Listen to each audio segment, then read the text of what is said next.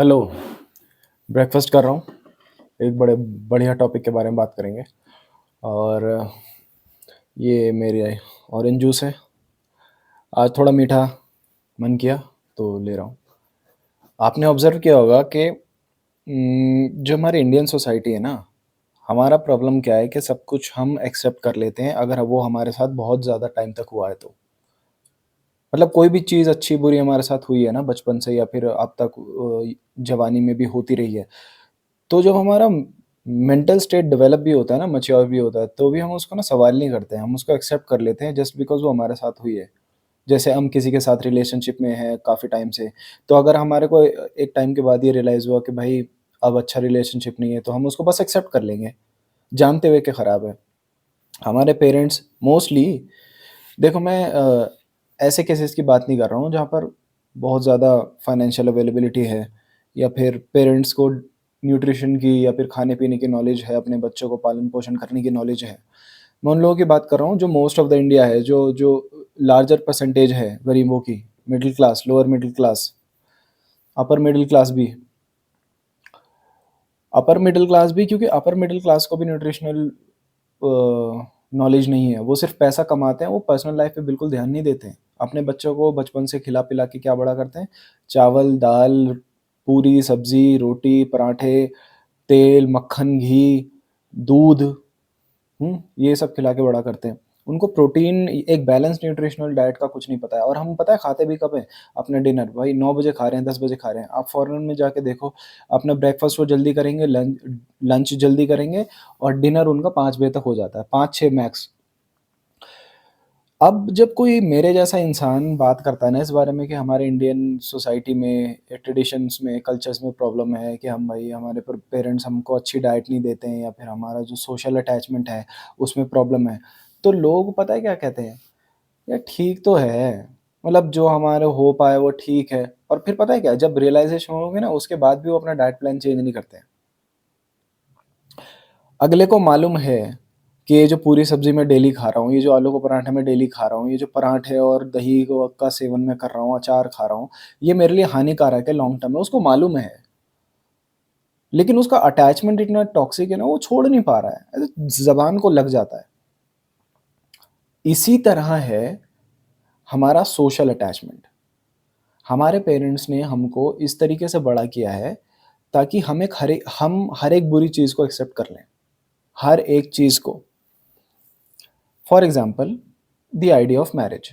हम यही देखकर बड़े हुए हैं। हमने अपने इर्द-गिर्द इतनी गंदी घटिया शादियाँ देखी हैं और चलो इक्का-दुक्का अच्छी भी देखी होंगी जिनका तुमको कुछ पता नहीं है। मुझे नहीं लगता तुमने देखी होंगी, मैंने भी नहीं देखी भाई। अगर किसी की देखी होगी तो वो सेलिब्रिटीज़ जिससे तुम वो इन्फ्लुएंस होते हो, यार सेलिब्रिटीज़ ऐसा कर रहे हैं, कितना प्यारा कपल है। भाई वो लेवल ऑफ अंडरस्टैंडिंग तुम्हारे मिडल क्लास में नहीं आ सकता, वो पढ़े-लिखे लोग हैं, तुम जाहिल हो। तुम सिर्फ़ पता है उनको किस लेवल पे देखते हो कि उनके कपड़े कैसे हैं, वो कैसे ड्रेस कर रहे हैं, कम लोगों को बुलाया, हैं? शूटिंग अपना वो प्री वेडिंग शूट करवाया, तो वो भी सब तुम कर रहे हो। लेकिन इवेंचुअली शादी के बाद क्या होगा? फ़िल्मों में दिखाया जाता है ना, मतलब पूरा रोमांस हो गया, पूरा लव स्टोरी चल गई, एंड इज़ शादी। तुम्हारे मन में भी एंड गोल शादी है। लेकिन शादी के बाद क्या? वो तो किसी उसमें नहीं दिखाया जाता फ़िल्म में, इंडियन फ़िल्मों में नहीं दिखाया जाता है। मतलब वेस्टर्न फ़िल्मों में दिखा दिया जाता है, वर्ल्ड सिनेमा में दिखा दिया जाता है, रेवोल्यूशनरी रोड जैसी फ़िल्म्स हैं और स्टॉकर जैसी फ़िल्म्स हैं। मतलब शादी के बाद जो चेंजेज़ हैं, वो तो उसके बारे में इंडियन सिनेमा बात ही नहीं कर रहा है। मतलब हैं कुछ डायरेक्टर हैं जो बहुत फ़ेमस नहीं हैं। इवेंचुअली जो शादी का गोल है ना, वो इतना हमारे अंदर सबकॉन्शियस हो गया है कि हम उसके ऊपर सवाल नहीं करते। जबकि हम टीवी के बाहर रियल लाइफ़ में देख रहे हैं कि शादियाँ कितनी ख़राब हैं। शादी का कॉन्सेप्ट ही ख़राब है। ये हम जानते हैं। लेकिन just the example that I gave you about how we still reject a good diet, जिससे हमारा आने वाला फ्यूचर, हमारी हेल्थ अच्छी होगी। हमने जो भसड़ की है अपने शरीर के साथ, वो धीरे-धीरे, धीरे-धीरे खत्म हो जाएगी। लेकिन हम नहीं चुनते हैं उस डाइट को। आज की डेट में कौन ऐसे लोग होंगे जो यंगस्टर हैं, वो अपने पेरेंट्स को नहीं बताते होंगे कि मम्मी या पापा मतलब अब ये प्रोटीन इम्पोर्टेंट है, आप अपना शेप देखो, अपना हेल्थ देखो, अपने घुटनों का दर्द देखो या आपको कोई बीमारी है, तो एक अच्छी डाइट पे आ जाओ। कौन-सा पेरेंट होगा जो डाइट बदल देता है अपने घर में या अपना पूरा खान-पान बदल देता है? नहीं बदलता है। सच जान लेने का मतलब ये नहीं है कि आप सच को एक्सेप्ट कर लोगे।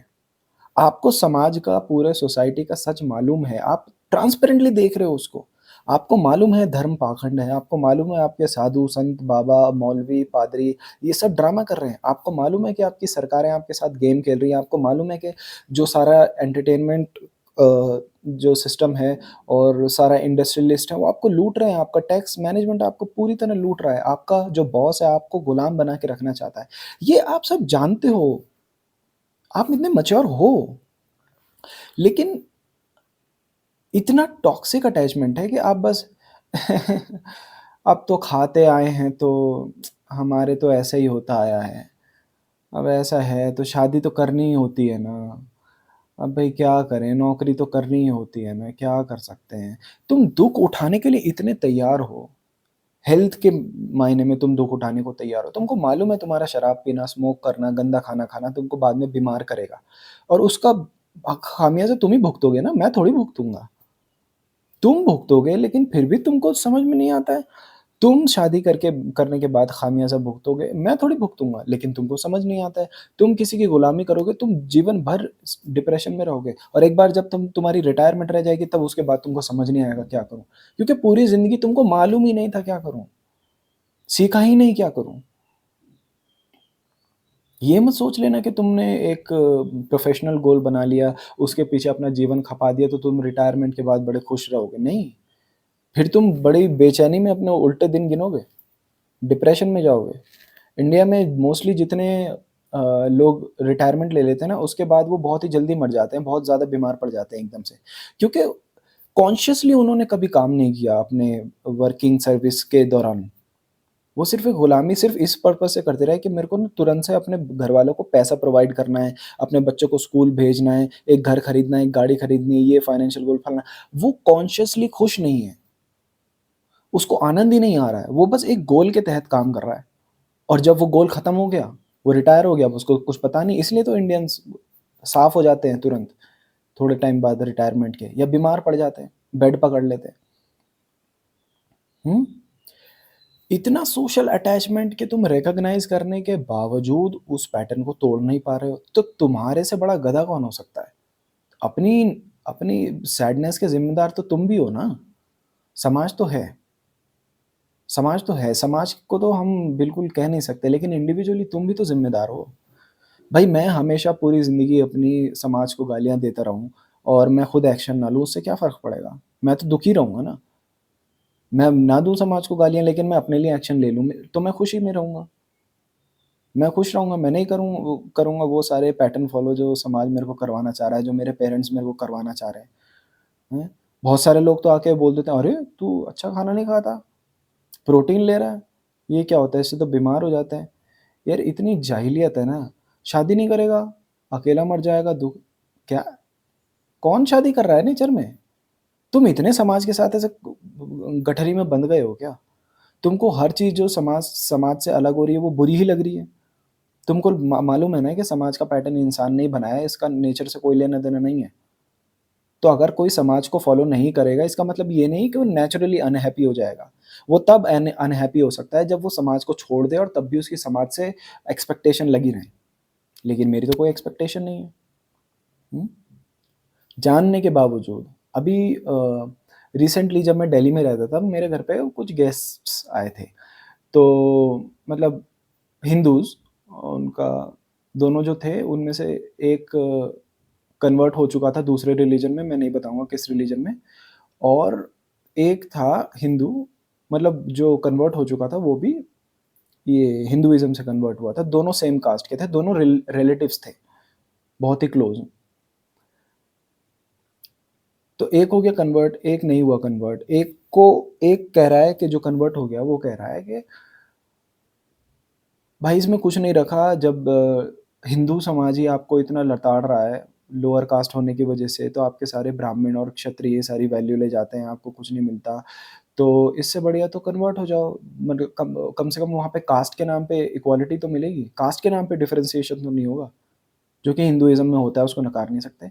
तो जो बंदा कन्वर्ट नहीं हुआ, वो कह रहा है कि यार हमारे साथ साल हज़ारों सालों से ऐसा होता आया है, तो अब तो ये हमारी ज़िम्मेदारी है ना, हम कायर थोड़ी हैं कि छोड़ के भाग जाएँ। अरे भाई, तुमको नेचर ने थोड़ी दिया है वो। तुम देखो, इंसानों ने खुद बनाई है ना कास्ट, तो तुम्हारी रिस्पॉन्सिबिलिटी क्यों है, इंडिविजुअल की रिस्पॉन्सिबिलिटी क्यों है उस सिस्टम के बनाए फॉर्मेट को मेंटेन करने की? उन उन्होंने तुमको एक पर्टिकुलर कास्ट में डाला ताकि तुम जहालत महसूस करो, तुम्हारे जो ब्राह्मण हैं वो तुमको नीचा महसूस कराएँ, लेकिन अब उस कास्ट को मेंटेन करने की ज़िम्मेदारी तुम्हारी है। ये कैसा, मतलब मैं तो कह रहा हूँ नास्तिक बन जाओ। मत करो आइडेंटिफ़ाई किसी भी कास्ट या रिलिजन से, किसी भी लैंग्वेज से, किसी भी कंट्री से। ये सब सुपीरियॉरिटी और इन्फीरियॉरिटी कॉम्प्लेक्स जनरेट तभी तो होता है जब आप आइडेंटिफ़ाई करते हो। आपको दुःख होगा आप किसी लोअर कास्ट के हो, क्योंकि आप आइडेंटिफ़ाई कर रहे हो, हैं? मैं किस रिलिजन का हूँ, मैं किस कास्ट का हूँ, मुझे कोई फ़र्क नहीं पड़ता। तो कोई मेरी कास्ट पर मुझे कुछ नहीं कह सकता, मेरे रिलिजन पे मुझे कुछ नहीं कह सकता, मेरे रंग पे मुझे कुछ नहीं कह सकता। हुँ? मो मैं जब रिलेट ही नहीं करता हूँ इन चीज़ों से, मुझे इन चीज़ों के अस्तित्व से कोई मतलब ही नहीं है। अब आपका प्रॉब्लम पता है क्या है? आपका उस पर्टिकुलर चीज़ से जो सोशल इमेज है, उससे इतना टॉक्सिक अटैचमेंट हो गया है ना कि आप जानते हो नुकसान है। आप जानते हो कि एक फ्रीडम किधर मिल सकती है। हो जाओ कन्वर्ट। छोड़ दो, कोई किसी भी धर्म को छोड़ दो, मत कन्वर्ट भी मत हो। इस धर्म को भी छोड़ दो। मत करो उन मान्यताओं को फ़ॉलो। नहीं जी, मंदिर भी जाएँगे। अपने वाले जो कुल देवता हैं उनके मंदिर में जाएँगे। क्योंकि हमको तो समाज ब्राह्मण ने हमारा बना भाई, ब्राह्मण ने ही तो बनाया ना। ब्राह्मिन्स ने तो बनाया तुमको, जो लोअर कास्ट हिंदुइज़्म है। तो तुम उनको नीचा दिखाने के लिए उनके बनाए हुए पैटर्न को फ़ॉलो कर रहे हो। मतलब मैं नहीं समझ पाता हूँ। क्योंकि ये रैशनैलिटी तो है नहीं और लॉजिक बिल्कुल ज़ीरो है इंडियंस का। धार्मिक लोगों का बेसिकली, वो किसी भी धर्म के हों, उनका मतलब हर एक चीज़ वो कर रहे हैं, जब बस लोगों ने बना दिया है कि उनकी मान्यताएँ बनी रहें, मान्यताएँ, मान्यताएँ, मान्यताएँ। मान्यताएँ कि हमारे पेरेंट्स ने हमको कैसे करके पाल तो लिया। अरे आप सवाल क्यों नहीं करते हो कि अगर आपके पेरेंट्स सिर्फ़ आपको कैसे करके पालना ही था तो आपको पैदा क्यों किया? भाई आपको अच्छी न्यूट्रिशनल डाइट क्यों नहीं दी? क्या आप देखते नहीं हो आपके इर्द-गिर्द जो लंबे-चौड़े अंग्रेज़ आते हैं, उनका क्या कॉन्फिडेंट होता है, क्या बॉडीली स्ट्रक्चर होता है? क्या आपको शर्म नहीं आती है? क्या तब आप अपने पेरेंट्स से सवाल नहीं करते हो कि आपने हमको दही, पराठे और पतली तरी वाली दाल क्यों खिलाई हमको? रोटी क्यों खिलाई गेहूँ वाली? चावल क्यों खिलाए सफ़ेद? हैं? पूरी ज़िंदगी आपने हमको एक कार्ब और फैट प्रोमिनेंट डाइट पे रखा, हमको प्रोटीन से, इम्पोर्टेंट न्यूट्रिशनल वैल्यू से, विटामिन से, मल्टी न्यूट्रिशन से दूर क्यों रखा? जब आपको समझ नहीं थी कि बच्चे को एक अच्छा चाइल्डहुड, एक अच्छा हेल्दी डाइट कैसे प्रोवाइड करना है, एक अच्छी एजुकेशन कैसे प्रोवाइड करनी है, तो आपने हमको पैदा क्यों किया? लेकिन नहीं, माता-पिता हैं, जो भी किया होगा ठीक ही किया होगा। हुँ, ऐसा नहीं होता है दोस्त। आप जानते हो कि आपके साथ गलत हो रहा है, आप जानते हो हर एक चीज़ आपको जो समाज ने सिखाई है, ख़ासकर आपके भारतीय समाज ने, वो गलत है। और प्रॉब्लम पता है क्या है? उन्होंने तो नासमझी में या फिर जहालत में कर दिया, लेकिन जब आप बड़े होते हो, मैच्योर होते हो, आपको मालूम भी हो जाता है कि आपके साथ गलत हुआ है, उसके बावजूद आप उससे चिपके रहते हो। इसे कहते हैं टॉक्सिक अटैचमेंट। टॉक्सिक अटैचमेंट सिर्फ़ वो नहीं होता कि बस वही एक किसी रोमांटिक रिलेशनशिप में लड़का टॉक्सिक है, तो लड़की फिर भी चिपकी हुई है, लड़की टॉक्सिक है, लड़का फिर भी चिपका हुआ है। नहीं, नहीं, नहीं, नहीं, नहीं, नहीं, नहीं, नहीं। वो तो टेम्परेरी है, वो तो टूट जाएगा। रिलेशनशिप टूट जाएगा, वो तो फिर भी बेटर है।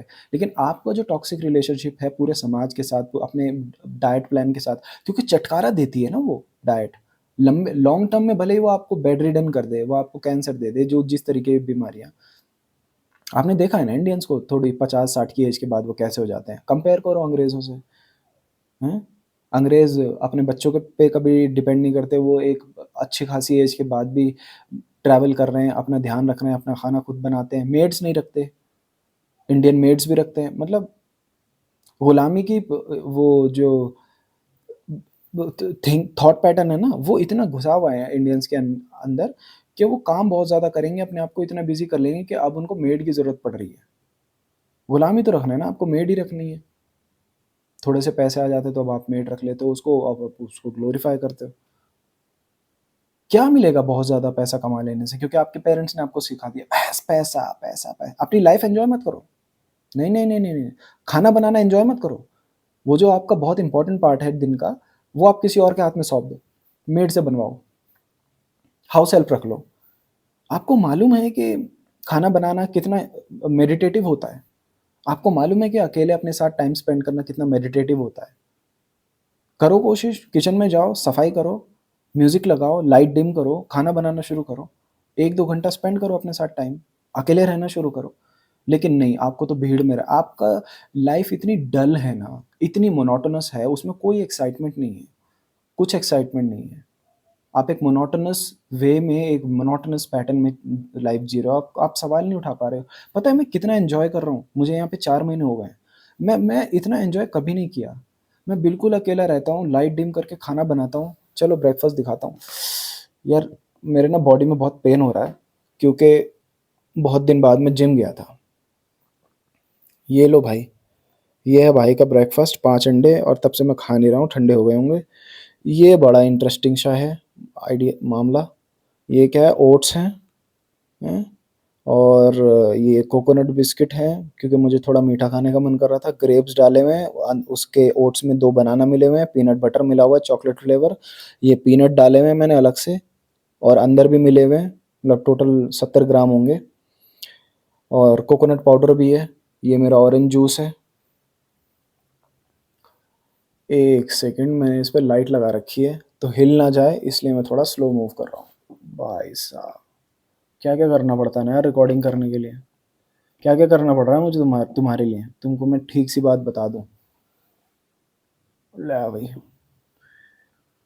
देखो यार, बदल जाओ, सुधर जाओ। ये सब बदतमीजी है तुम्हारी, कि तुम मैच्योर होने के बाद भी, यार देखो क्या मैच्योरिटी है फिर, क्या मैस्कुलिनिटी, क्या फेमिनिनिटी, के अगर तुम हर चीज़ एक्सेप्ट ही कर ले रहे हो। तुम ग्रंथ पढ़ते हो, तुमने अपने कोई धार्मिक ग्रंथ पढ़े हैं? तुमने देखा है कि महिलाओं को वहाँ पे अगर उनके साथ शोषण हो रहा है तो कैसे दुर्गा हावी हो जाती है? तुम क्यों नहीं कर पा रहे हो? तुम्हारे साथ जो शोषण हो रहा है, तुम्हारे पेरेंट्स ने या फिर तुम्हारे समाज ने तुम्हारे साथ जो शोषण किया है, उसके खिलाफ तुम दुर्गा क्यों नहीं बन रहे हो? हुँ? वीरभद्र क्यों नहीं बनते हो? तुम्हारे साथ अगर कुछ गलत हो जाए, तो तुम्हारे अंदर हिम्मत कैसे नहीं आती? तुम कैसे सब कुछ एक्सेप्ट कर लेते हो? मुझे तो जब ये रियलाइज़ेशन हुआ, मैं तो पहली फुर्सत में गोली दिल्ली छोड़ के हिमाचल प्रदेश, मैक्लोडगंज, दिखाऊँ वैली? पता नहीं कितनी वीडियोज़ में दिखा चुका हूँ, कहाँ रहता हूँ मैं।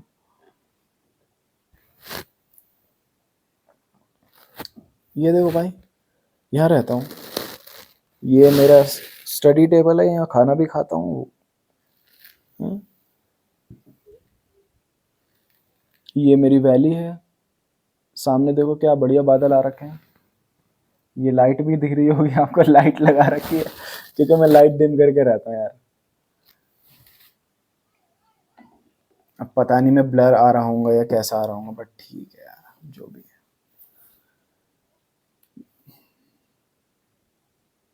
इतना क्यों डरते हो यार? इतना टॉक्सिक अटैचमेंट कैसे है?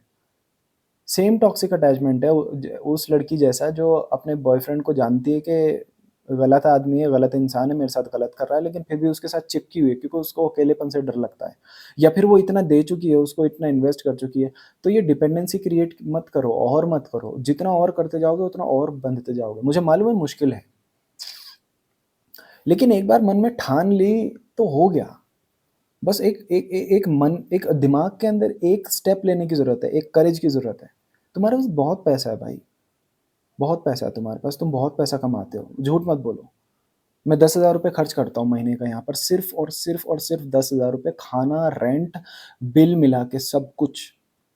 यहाँ पे मैं कोई ब ऐसा पानी या बिजली का बिल पे नहीं करता हूँ, सिर्फ़ फ़ोन का पोस्टपेड बिल पे करता हूँ। खाना मिला के, अपना जिम मिला के 10,000 रुपए। लेकिन पता नहीं यार, तुम इतना क्या डर है यार? नहीं होगा, वो जो तुम वर्स्ट एक्सपेक्ट कर रहे हो ना, कि मैं ये कर छोड़ दूँगा या फिर इस इंसान को छोड़ दूँगा, तो मेरे साथ ऐसा कुछ नहीं होगा। आपने देखा होगा कि जो लोग इतना डरते हैं रिलेशनशिप तोड़ने से, कि उनको कुछ टाइम प्रॉब्लम होती है, लेकिन उसके बाद वो जीने लगते हैं। उसके बाद वो सॉलिट्यूड भी एन्जॉय करते हैं, उनको नया इंसान मिलता है। सिचुएशन में रह के बहुत मुश्किल लगता है, लेकिन ऊपर से देखो ना सिचुएशन को कि ये मतलब कॉमेडी अगर पास से देखो तो ट्रेजेडी लगती है, और ट्रेजेडी को दूर से देखो तो कॉमेडी लगती है। तो तुम जितना पास हो वो तुमको ट्रेजेडी लग रहा है, दूर से देखोगे ना कॉमेडी चल रही है तुम्हारे साथ।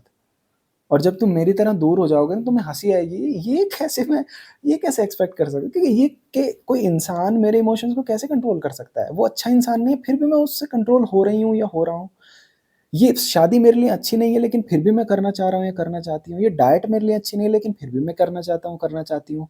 मेरे लिए शराब पीना, सिगरेट पीना अच्छा नहीं है। मेरे लिए मेरे पेरेंट्स ही अच्छे नहीं हैं, उन्होंने मेरे साथ अच्छा नहीं किया।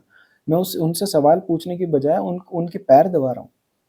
ये दूर से देखोगे आपको हँसी आएगी। ट्रेजेडी में जब आप अंदर होते हो ना, मतलब आपने भी ऑब्जर्व किया होगा कि आपने काफ़ी सारे इंसिडेंट अपनी लाइफ में ऑब्जर्व किए होंगे कि जब आप उस टाइम में होते हो ना, जब वो आपके साथ घट रहा होता है, तब आपको पीड़ा होती है, दुख होती है, लेकिन जब वो निकल जाता है तब आपको ना कुछ टाइम बाद याद करके ऐसे तो अबे यार, अबे यार, मैं ऐसा था।